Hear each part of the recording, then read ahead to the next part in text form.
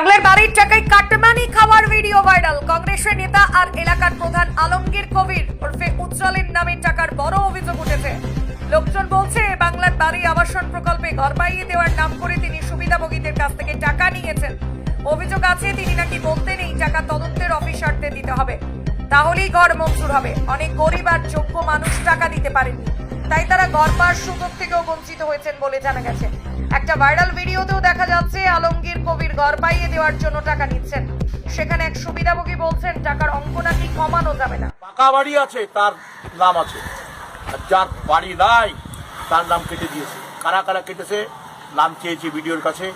দরকার হলে সেই যে ইনকোয়ারি করে টাকা তুলে নিয়েছে রাস্তায় ধরে গাছে বেঁধে তার ব্যবস্থা করবো আমরা।